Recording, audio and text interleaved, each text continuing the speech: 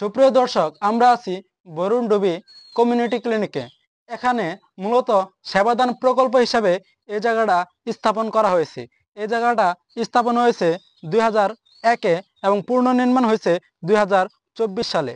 এই জায়গাটাতে বিনামূল্যে সেবা দিয়ে থাকে এবং এই জায়গাতে গরিব দুঃখীরা বিনামূল্যে সেবা প্রদান পেয়ে থাকে এবং উচ্চত মানের ওষুধ পেয়ে থাকে।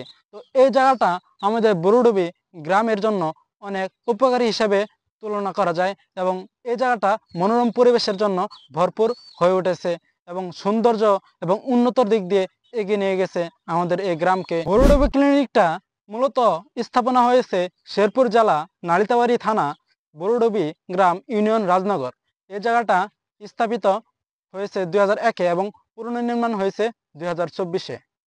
প্রিয় দর্শক, ভিডিওটা ভালো লাগলে অবশ্যই ফলো বাটনে এবং সাবস্ক্রাইব বাটনে ক্লিক করে রাখবেন, বেল আইকনটি বাজিয়ে রাখবেন।